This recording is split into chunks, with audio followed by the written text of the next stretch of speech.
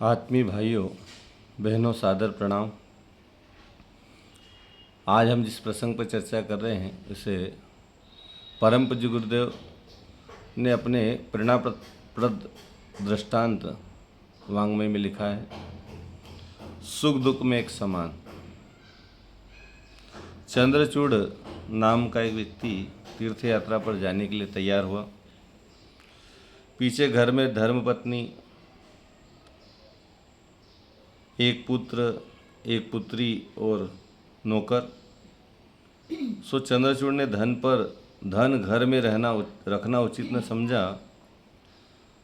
उन दिनों नगर में देव निपुण नाम का एक साधु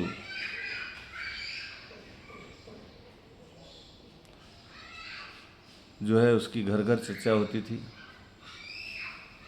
वो असामान्य व्यक्तित्व के धनी थे, बड़ी ईमानदारी से जीवन जीते थे। चंद्रचूड़ ने सोचा कि इस धन को साधुता के पास ही रखा जाए। सो निश्चय करके उनके पास पहुंचा। तीर्थ यात्रा चलने से पूर्व चंद्रचूड़ ने देव निपुण के पास जाकर वो पोटली दी और लौटने तक उसे अपने पास सुरक्षित रखने के लिए निवेदन किया।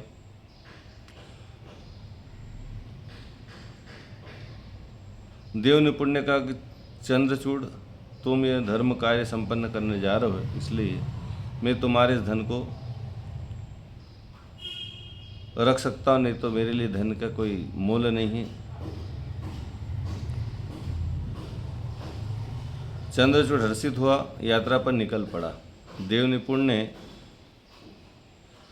मुद्राओं से भरी थैली को एक टूटे बक्से में पटक दिया और अपने काम में लग गए, क्योंकि धन से उनके कोई मोह नहीं था। बहुत दिनों बीते। चंद्रचूड़ अपनी यात्रा समाप्त कर घर लौटे। सबसे मिले, सकुशल जाने, मंगल समाचार जाने और सबसे मिलजुल कर जब मिलना जुलना संपन्न हुआ तब वो देव निपुण के पास पहुंचा और उनसे अपना धन मांगा। देव निपुण दरवाजे पर ही बैठे थे। जैसे जाते समय प्रसन्नचित्त छोड़ गए थे, वैसे ही उनकी मुद्रा वैसी भी थी। चंद्रचूड़ को आज भी देव निपुण में वैसी ही प्रसन्नता दिखाई दी। उसे एक बार तो ऐसा लगा जैसे तीर्थ बाहर नहीं अंदर ही। और वास्तव में तीर्थ यात्रा करना चाहिए, अच्छी बात है, लेकिन तीर्थ जीवन में ही है, अंदर ही है, बाहर नहीं है। लोग तीर्थ जाएं और तीर्थों में वैसे ही रहे जैसे यहाँ से चले थे, वैसे ही आकर व्यवहार करें, तो तीर्थ में जाने का क्या लाभ प्राप्त हो। देवभूमि में हम गए, देवताओं के जहाँ पर स्थान रहे हो, जहाँ पर देवताओं ने विचरण किया हो, जहाँ पर देवताओं ने तप किया हो, ऐसे स्थान पर भी जाकर यदि हमारे जीवन में कोई बदलाव ना आए तो फिर तीर्थ यात्रा जाने का क्या लाभ। तो देव निपुण की जिंदगी वैसे ही आनंदमय सुखमय थी। चंद्रचूड़ ने देखा और ऐसे देव मानवों के दर्शन करना भी तीर्थ के बराबर ही माना गया है। कुशल से मोहि फिर चंद्रचूड़ ने अपना धन मांगा। उसी टूटी संदूक में पड़ा है तुम्हारी मुद्रा है भाई चंद्रचूड़ ने, मैंने तो उन्हें देखा भी नहीं, जैसा आपने रखा था वैसे ले लिया। ऐसी अनासक्ति एक बार तो चंद्रचूड़ भारी प्रभावित हुआ। उसे लगा मनुष्य जीवन में साधुता और ईश्वर भक्ति से बढ़कर सुख और पुण्य कुछ भी नहीं है। फिर संदूक की ओर बढ़ा, पोटली उठाई, रुपए गिने तो कुछ विस्मय हुआ। उनने दोबारा उसको गिना तो उसमें 100 स्वर्ण मुद्राएं कम थी।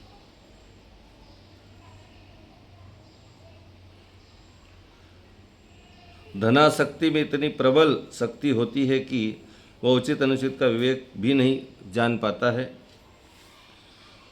और कम मुद्राएं देखकर वो देव निपुण पर ही आरोप प्रत्यारोप करने लगा, उनको चिल्लाने लगा, उनको बोलने लगा, उनको भांति भांति से प्रताड़ित करने लगा। और देव निपुण ने कहा बिना किसी शोभ से, उन्हें कोई मनोमाल्य नहीं था। उन्होंने कहा साहब तुमने जैसा दिया वैसा ही मैंने रखा, मैंने तो देखा भी नहीं उसको। फिर भी वो नहीं माना।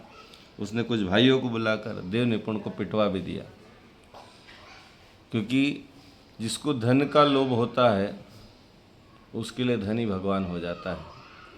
वो सही गलत का निर्णय किए बिना ही निर्णय पे पहुंच जाता है।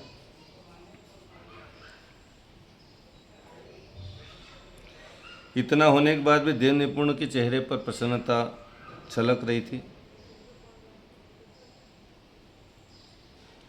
देव निपुण को और कोई दुख न था। ये तो केवल इतना ही था कि भविष्य में इससे सामाजिक जीवन में अविश्वास का अभाव पनप उठेगा, अन्यथा उसे अपने कर्तव्य के लिए अब भी संतोष था। अंततः हार कर चंद्रचूड़ घर गया और पत्नी ने देर से आने का कारण पूछा। अब चंद्रचूड़ ने सारी घटना सुना दी। तो उसकी जो पत्नी सोदाम थी, दुख के कारण उसके दुख का कोई पारावार नहीं था। उसने पति के पैर पकड़कर कहा, क्षमा मांगी, हे देव, आप देव निपुण पर अकारण ही क्रोध किए, दंड दिया। आवश्यक समझकर उतनी मुद्राएं तो मैंने ही निकाल ली थी पोटली में से।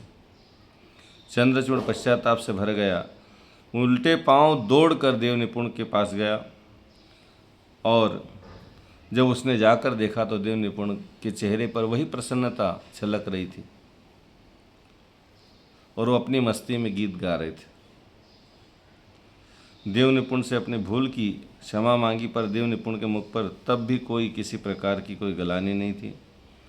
न विजय था, न अभिमान था।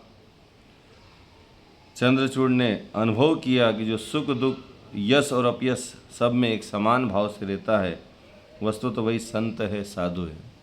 साधुता की ये पहचान है कि सुख और दुख में समान भाव से जीवन जीते हैं और अपना ही कल्याण नहीं करते, उनके समीप में आने वालों का भी लोग कल्याण करते चले जाते हैं।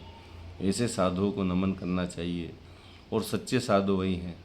नहीं तो जरा सा दुख आया तो घबरा जाए, जरा सा सुख आया तो अभिमान से फूले न समाए।